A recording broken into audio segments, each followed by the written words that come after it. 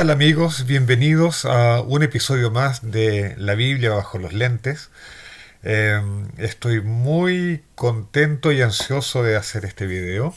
Déjenme sacar la cortina de este episodio y colocar mi imagen un poco más grande, porque quiero conversarles mirando a sus ojos. Hoy día vamos a tener un video muy especial que me ha costado mucho tomar la decisión de grabar, porque el estudio que vamos a hacer hoy día es el tipo de estudio que reservo para mí, que en general no lo hago muy público, pero en esta ocasión, bueno, decidí hacerlo. Y en fin, es posible que este video sea un poco más largo que lo habitual y pido disculpas por eso. Pero sin más trámite ni dilación, vamos a considerar el texto bíblico como siempre lo hacemos. Y vamos a ir entonces a la carta a los hebreos, casi al final del Nuevo Testamento, en el capítulo 6, y nos vamos a concentrar en los versículos 19 y 20. La epístola a los hebreos en realidad no es una epístola, es más bien un sermón, es una homilía que ha llegado a nosotros en forma escrita. Y es dudoso que haya sido escrita por, por Pablo. Más bien, más bien, no sabemos quién es el autor. No sabemos quién es el autor de esta homilía, que tiene bastantes características especiales. Es un documento, es un texto que está escrito en un griego muy elegante, es un muy buen griego. Eh, Hay alguna cierta tradición que dice que este texto realmente fue escrito por Pablo en hebreo originalmente y que Lucas lo habría traducido al griego. Es posible, Lucas escribía muy bien el griego. Eh, por otro lado, es un texto que trata el el Antiguo Testamento con respeto en el sentido que lo considera como autoridad, pero al mismo tiempo eh, deja en claro que hay una separación entre el cristianismo y el nuevo pacto y el judaísmo con el antiguo pacto. Esas son las razones por las que personalmente yo tengo una relación un poco conflictiva con la epístola a los hebreos, porque eh, ustedes bien saben que durante los últimos años yo he tratado de entender la continuidad entre judaísmo y cristianismo, y en ese sentido la epístola a los hebreos no ayuda. La epístola a los hebreos tiene cierta relación, creo yo creo que de cierta forma es afín a otro documento antiguo que estuvo a punto de entrar en el Nuevo Testamento, pero finalmente no lo hizo, que es la epístola a Bernabé. Ambos documentos están ligados a la iglesia de Alejandría. La epístola a los hebreos fue el primer lugar donde tuvo éxito, donde fue aceptada, fue en la iglesia de Alejandría. Por lo tanto, estamos probablemente ante un documento que ha sido producido para creyentes cristianos, creyentes probablemente de segunda o tercera generación, que sin embargo tienen un vínculo con el judaísmo en sus orígenes, eh, y que probablemente sean judíos de la diáspora, judíos en el exilio. y eso cabe bien en la descripción de Alejandría, digamos. En Alejandría había una colonia judía importante eh, de habla griega. De hecho, el autor de Hebreos cita el Antiguo Testamento con mucha frecuencia, pero no lo cita desde el texto hebreo, sino que lo cita desde la traducción griega, la Septuaginta. Eh, y en esto es lo que se parece con la epístola de Bernabé.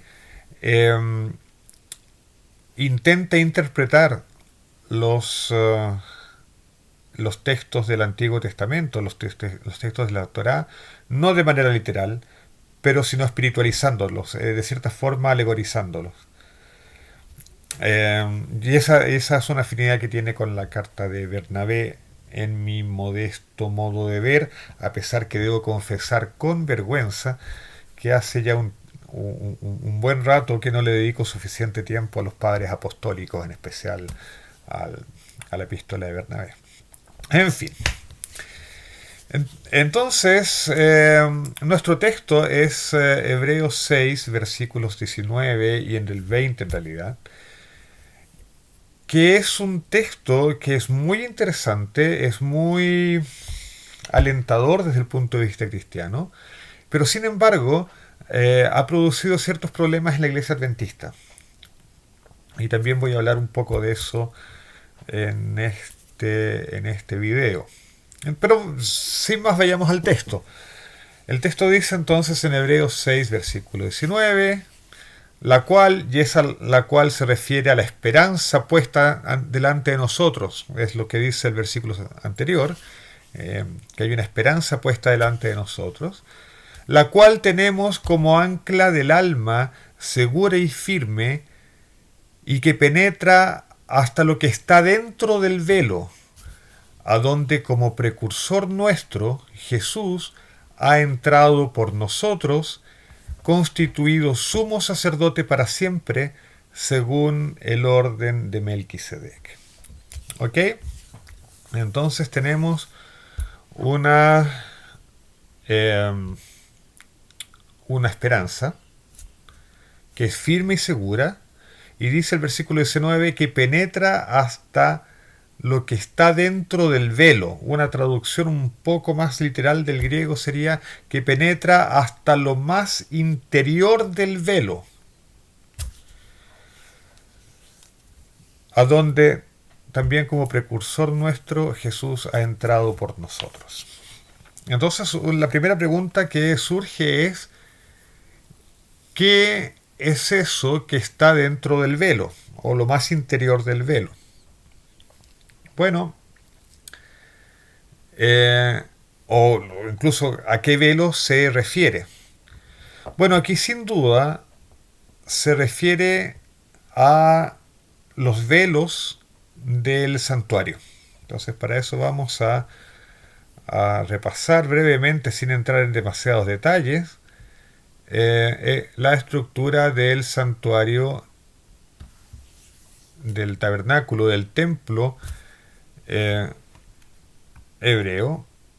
Y vamos a tomar como ejemplo el santuario, el Mishkan, el tabernáculo en realidad, Mishkan, que construyó Moisés en el desierto. Entonces era una carpa y tenía básicamente dos partes.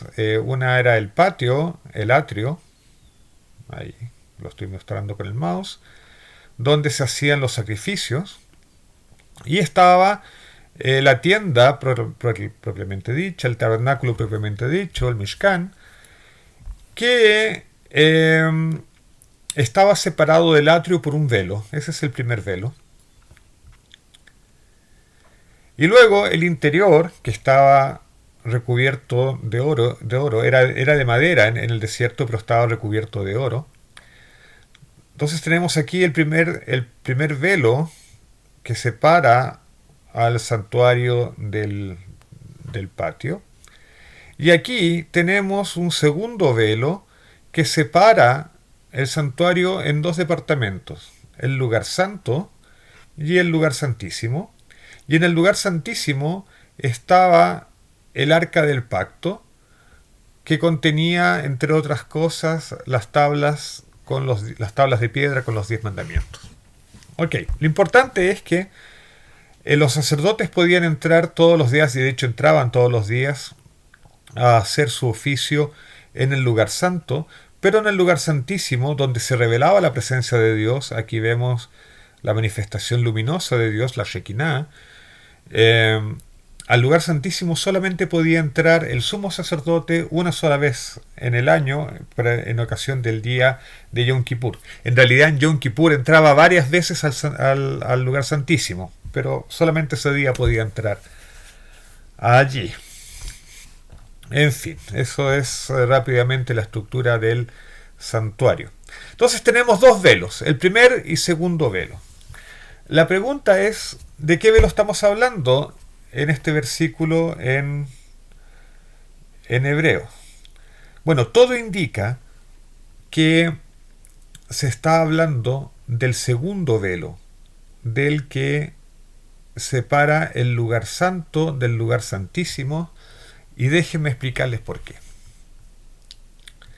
Entonces la primera pista es el texto en griego, que ustedes pueden ver en esta ventana de aquí. Y vamos a tomar la expresión adentro del velo, esoteron tu katapetasmatos. Mi griego está horrible. Y lo vamos a buscar en la Biblia en griego. Vamos a copiar esta selección, la vamos a colocar aquí.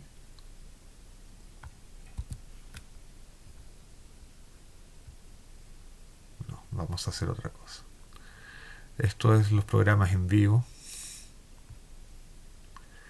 Vamos a buscarlo directamente en la Biblia en griego. Vamos a refinar un poco la búsqueda.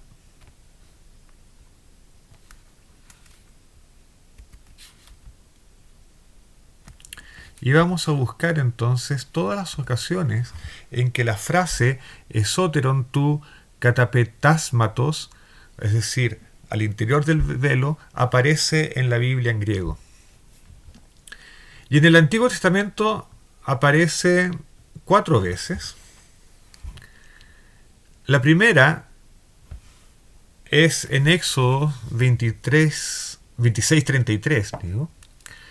Y ahí se dice, y colocarás el velo debajo de los corchetes, y traerás allí adentro del velo el arca del testimonio, y el velo hará separación para vosotros entre el lugar santo y el lugar santísimo.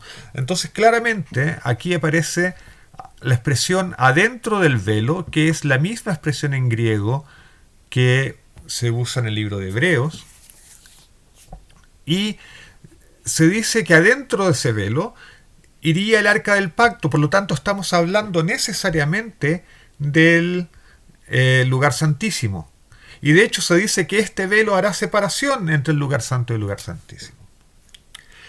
Las otras 3 ocasiones en que esta frase aparece en el Antiguo Testamento es en el capítulo 16 de Levíticos, que es el capítulo que habla sobre el día de la expiación. En Levíticos 16:2 se nos dice: manda a Aarón tu hermano que no en todo tiempo entre en el santuario del velo adentro, delante del propiciatorio que está sobre el arca, no sea que muera, porque yo apareceré en la nube encima del propiciatorio.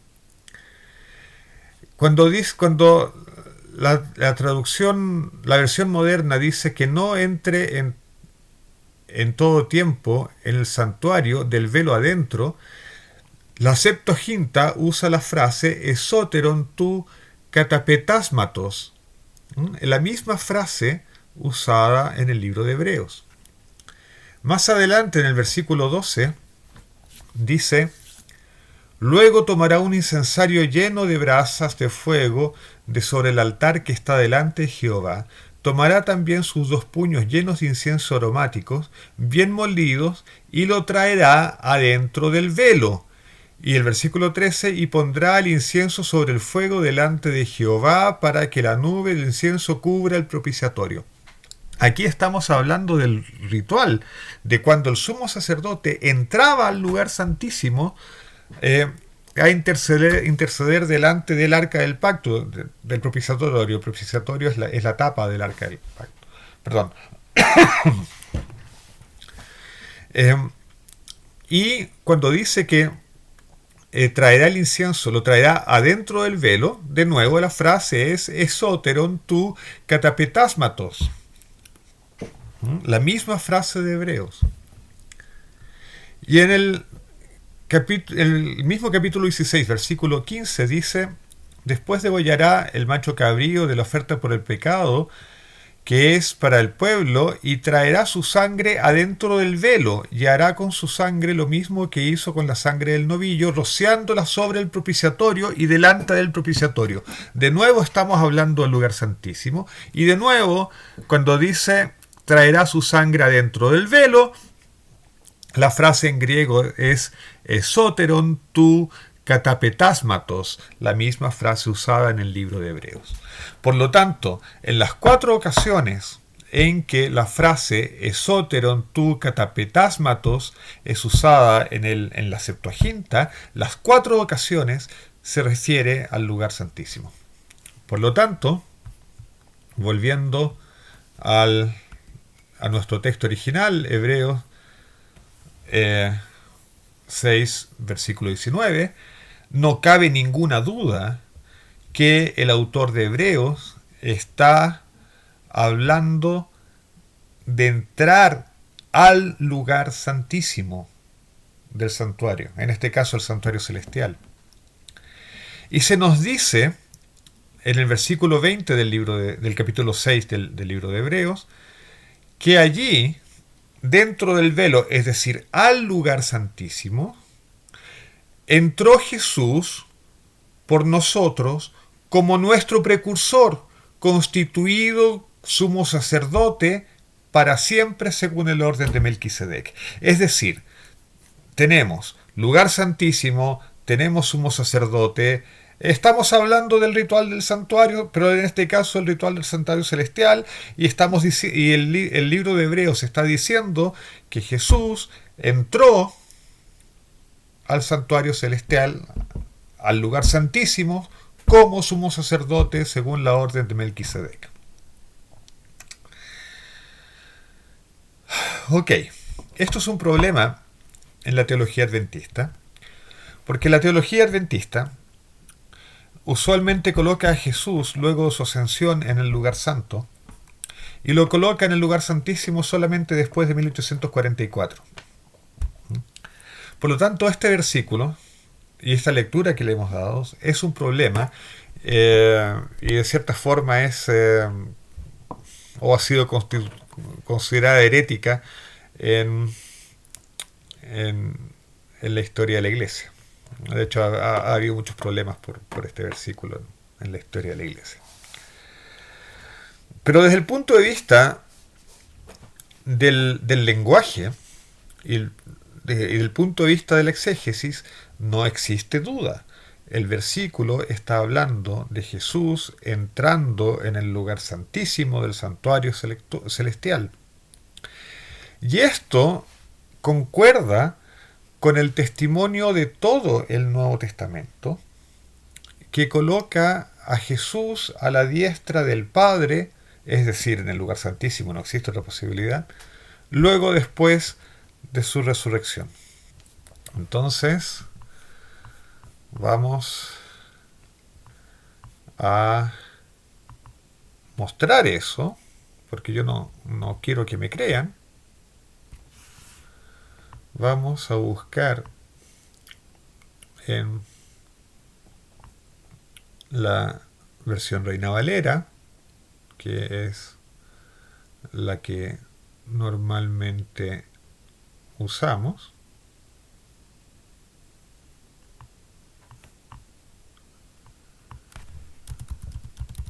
la palabra diestra. Vamos a buscarla. Aquí está la palabra diestra en toda la Biblia. Nos vamos a concentrar solamente en el Nuevo Testamento.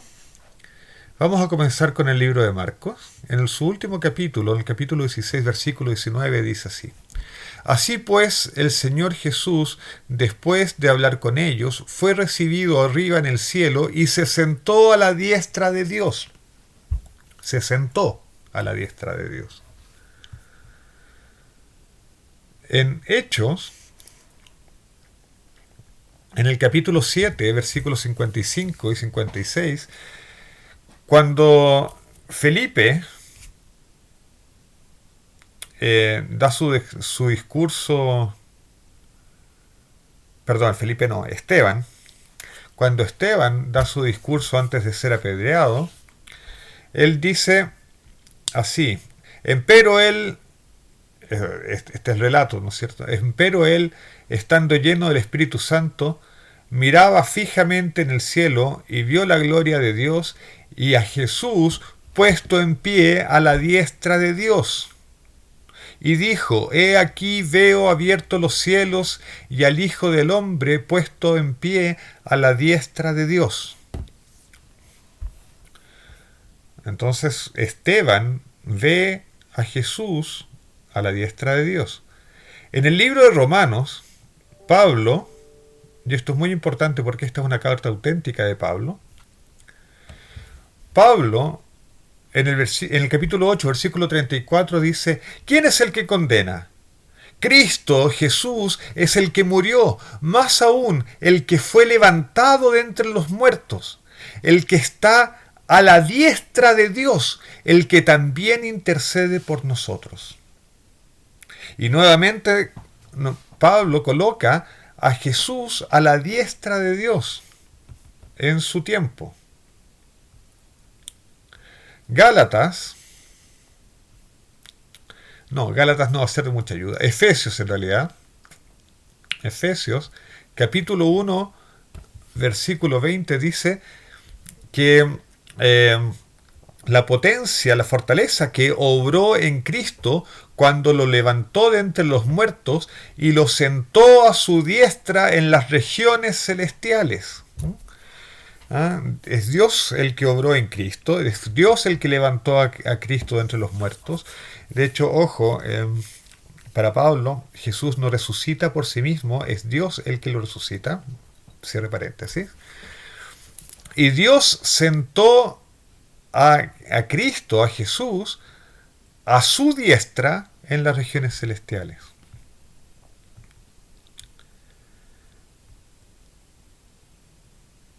En el libro de Colosenses se dice, en el capítulo 3, versículo 1, dice: si pues fuisteis resucitados juntamente con Cristo, buscad aquellas cosas que son de arriba, donde Cristo está sentado a la diestra de Dios. Primera de Pedro, el apóstol Pedro ahora nos viene a decir que por medio de la resurrección de Jesucristo, el cual, habiendo ido al cielo, está a la diestra de Dios, estando sujeto a él ángeles y autoridades y potestades. Y finalmente, el mismo libro de Hebreos, en el capítulo 1, versículo 3, dice lo siguiente: el cual, siendo la refulgencia de su gloria y la exacta expresión de su sustancia, y sustentando todas las cosas con la palabra de su poder, cuando hubo hecho la purificación de nuestros pecados, sentóse a la diestra de la majestad en las alturas. Versículo 13.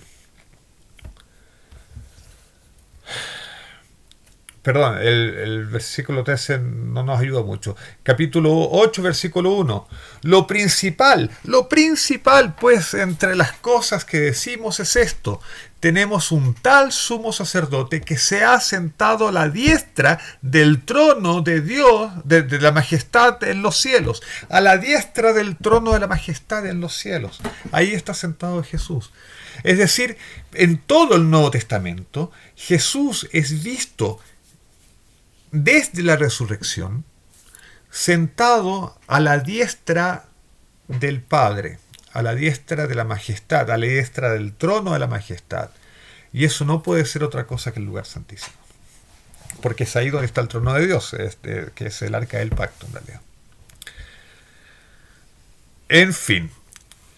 Por lo tanto, el libro de Hebreos es específico y el Nuevo Testamento en general es majadero en colocar a Jesús al lado del Padre en el lugar santísimo del santuario celestial.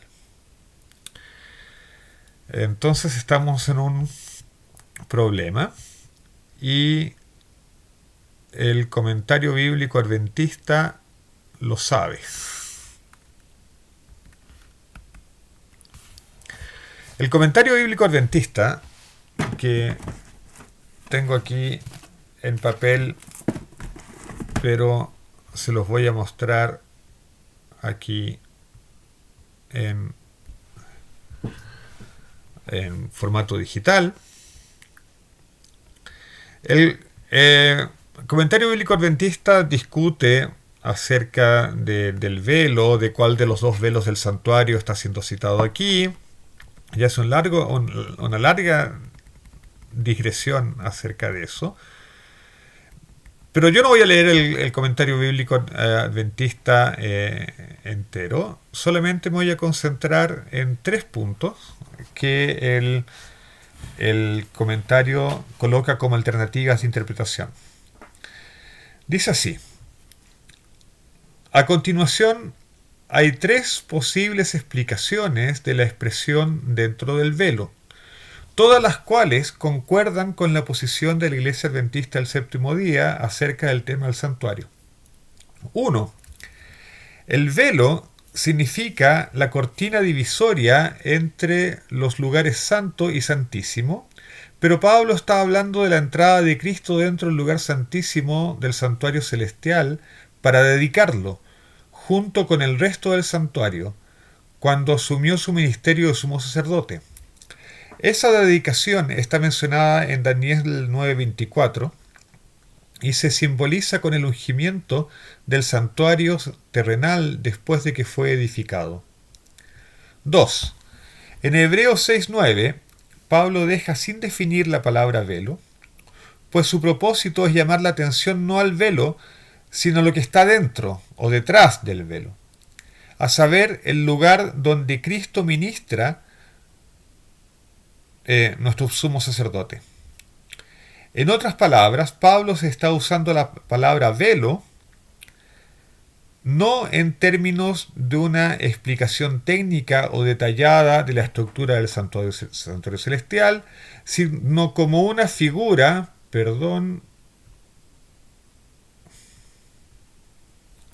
sino como una figura de lenguaje para describir lo que divide lo visible de lo invisible, lo terrenal de lo celestial. Por esta razón, dentro del velo significa sencillamente estar en la presencia de Dios. Según este punto de vista, se personifica la esperanza, pues penetra hasta dentro del velo, hasta la misma presencia de Dios, donde entró Cristo. Tercero, Pablo describe específicamente en otro lugar de Hebreos el velo que separaba el lugar santísimo. Déjeme buscar el texto en papel para corroborar. Pablo describe específicamente en otro lugar de Hebreos el velo que separaba el lugar santo del lugar santísimo, como el segundo velo. Por lo tanto, cuando habla del velo, aquí en el capítulo 6, versículo 19, debe referirse sencillamente al velo de la entrada del tabernáculo. Además, como el santuario celestial y el orden de su servicio estaban prefigurados por el santuario terrenal, cuando Cristo ascendió al cielo, entró en el lugar santo, el primer compartimiento, para comenzar la primera fase de su ministerio celestial. En fin. Ok, de estas 3 posibilidades, la tercera la podemos descartar de plano. La podemos descartar de plano porque, como hemos visto, todo apunta en el libro de Hebreos a que se trata de el lugar santísimo del que estamos hablando.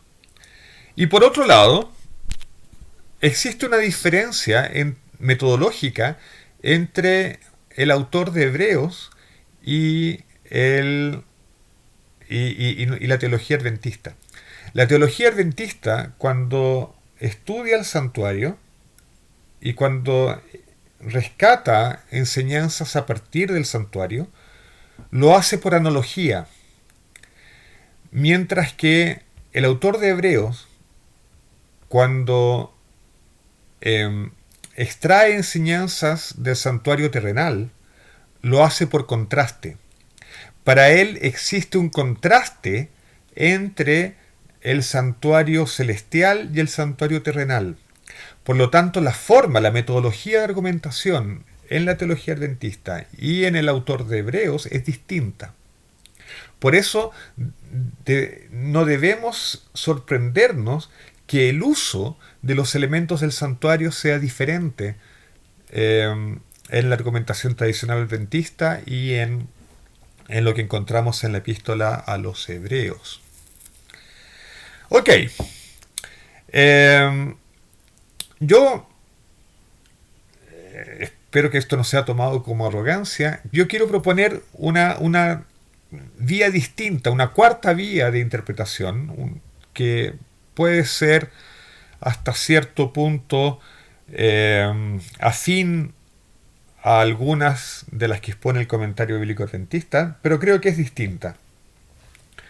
Hay un hecho importantísimo en el Nuevo Testamento que nosotros nunca hemos considerado en todas sus consecuencias en la teología adventista. Y ese hecho importantísimo es la descripción hecha por Mateo de que cuando murió Jesús, el velo del templo se rasgó de arriba hacia abajo completamente. Estamos todos de acuerdo que el velo que se rasgó de arriba hacia abajo en el templo en Jerusalén cuando murió Jesús es el velo que separaba el lugar santo del lugar santísimo. Ahora, ¿por qué esto es importante? En mi opinión, bueno, en realidad, la teología adventista ha incorporado este hecho argumentando que esa ruptura del velo significaba que los sacrificios que se hacían en el templo ya no eran más necesarios. Pero yo creo que hay una consecuencia adicional que no hemos llevado en consideración. La consecuencia adicional es que a partir de la muerte de Jesús no hay separación entre lugar santo y lugar santísimo. De alguna manera la separación entre lugar santo y lugar santísimo era artificial. Y les voy a explicar por qué eso es así. Y para eso déjenme volver a la figura del templo. Aquí tenemos el tabernáculo, el interior del tabernáculo, y tenemos el segundo velo separando el lugar santo del lugar santísimo. Esta figura es interesante porque retrata con propiedad el hecho de que el segundo velo no llegaba hasta el techo del tabernáculo. ¿Y por qué no llegaba hasta el techo? Bueno, porque todos los días los sacerdotes entraban al lugar santo y quemaban incienso en el altar de incienso que estaba en el lugar santo. Y el humo del incienso, que significaba la intercesión en favor de los israelitas, la nube de incienso, de humo de incienso, subía, y como el velo no llegaba hasta el techo, la nube pasaba hacia el lugar santísimo y la intercesión llegaba hasta donde Dios se manifestaba y estaba entronizado. Por lo tanto, eso muestra que no hay una separación esencial entre el lugar santísimo y el lugar santo. Otra prueba de eso es que ambos compartimentos, el lugar santo y el lugar santísimo, están hechos del mismo material, están recubiertos ambos de oro. A diferencia del atrio, donde todos los implementos eran de bronce. Por lo tanto, el lugar santísimo y el lugar santo son esencialmente el mismo espacio.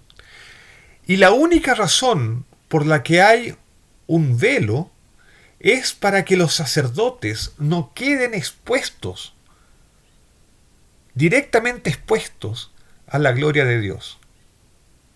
Por lo tanto, creo yo, el segundo velo no está destinado a separar esencialmente los dos espacios, sino que está destinado a proteger a los sacerdotes de estar expuestos directamente a la gloria de Dios, a la Shekinah.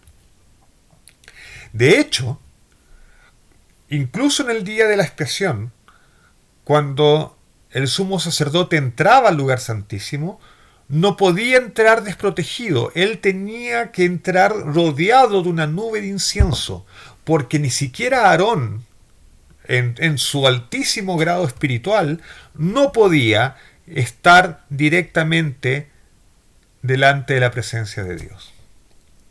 Pero toda la argumentación del Nuevo Testamento y toda la argumentación del libro de Hebreos es que Jesús sí puede estar directamente delante de Dios. De hecho, está a la diestra, en el lugar más importante. Jesús fue aceptado y es el único ser humano que ha sido aceptado a la presencia inmediata de Dios.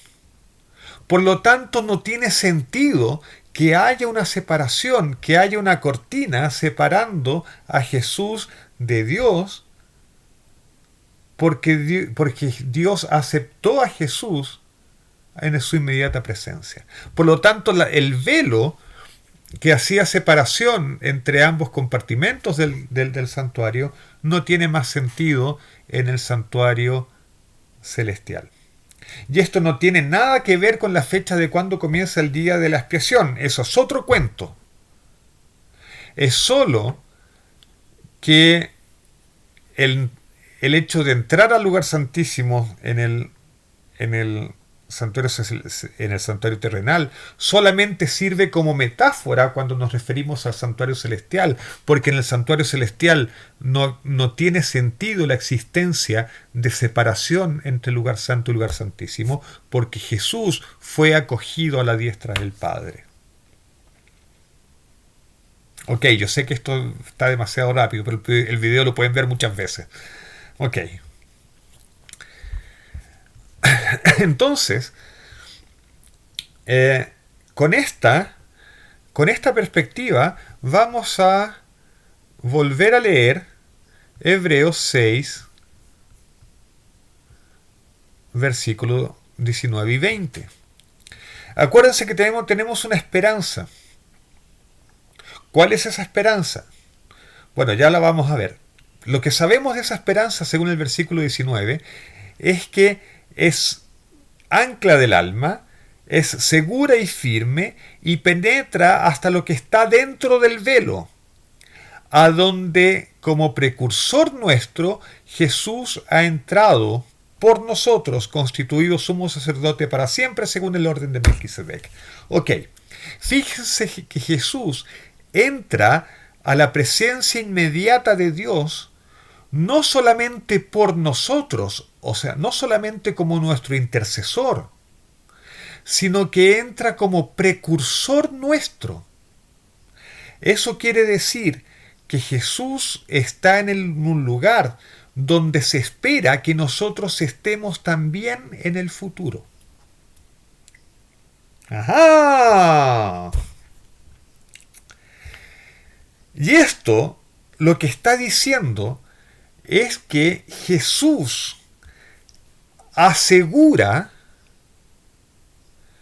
que se cumpla el destino del pueblo de Dios. ¿Cuál era el destino del pueblo de Dios? En el libro de Éxodo, justamente en la Parashá Yitro, en la Parashá que se lee esta semana, se cuenta que cuando Moisés y el pueblo de Israel llegan a Sinaí, Moisés sube la montaña, de hecho Dios lo llama y le dice que anuncie ciertas cosas al pueblo de Israel. Y dentro de las cosas que le anuncia, le dice dos cosas. Una es que Israel sería un pueblo singular. El hebreo dice segulá, es un pueblo especial. Y luego le anuncia que ellos serían un pueblo de sacerdotes. Un pueblo de sacerdotes. Un pueblo de sacerdotes.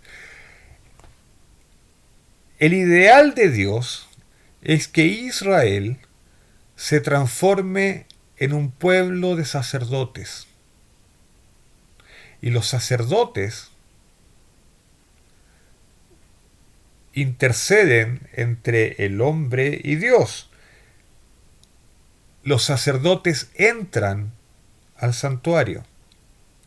Y lo que nos dice Hebreos es que donde Jesús entró, que es a la presencia inmediata de Dios, nosotros también vamos a entrar como parte de ese pueblo de sacerdotes. Más aún, en el libro de Apocalipsis, la santa ciudad, la Nueva Jerusalén, es descrita como una ciudad construida entera de oro, como el interior del santuario. Y se nos dice en Apocalipsis que la ciudad no necesita de sol ni de luna, porque Dios y el Cordero la alumbran. ¿Qué quiere decir eso? Que los habitantes de la santa ciudad están en la presencia inmediata de Dios y del Cordero. En el libro de Juan, en el Evangelio de Juan, cuando Dios, a través de Jesús, nos invita a vivir con Él, Jesús dice que Él nos va a preparar morada en la casa de su Padre. ¿Y cuál es la casa de su Padre? El santuario. El santuario, el Mishkan. El Mishkan es el lugar de habitación de Dios. Y lo que prometió Jesús es que sus seguidores, su pueblo, y aquí vamos a definir Israel, ¿no es cierto?, como todos los seguidores de Dios, tanto descendientes de Abraham como gentiles convertidos, ¿no? Todos los seguidores de Jesús, todos los seguidores de Dios, para ser más precisos, van a vivir como sacerdotes en el templo, en la inmediata presencia de Dios. Y esa es realmente la esperanza que funciona como ancla del alma. Ese es realmente el Evangelio. El Evangelio es que vamos a estar en la inmediata presencia de Dios, y lo que asegura que eso va a ser realidad es que Jesús ya está en la inmediata presencia de Dios. Porque el regalo del Evangelio es que nosotros nos unamos a Dios eternamente. Y de eso es lo que está hablando estos versículos. Vamos a llegar a la intimidad con Dios, de la misma manera como Jesús tiene intimidad con Dios. Así es que, mis queridos amigos, la intención del libro de Hebreos es ser un llamado a no desistir. Y creo que estos versículos tienen ese poder también, esa misión, de llamarnos a no desistir, porque la promesa, la esperanza es muy grande, y ya tenemos toda la seguridad de que la promesa será realizada, porque Jesús ha sido aceptado a la diestra del Padre en el santuario celestial, y entró ahí no solamente por nosotros, para interceder por nosotros, y de hecho es lo que hace, sino como precursor nuestro, como gran sumo sacerdote. Que sea esa nuestra experiencia, que podamos disfrutar de la presencia de Dios por toda la eternidad. Nos vemos en otro episodio de la Biblia bajo los lentes.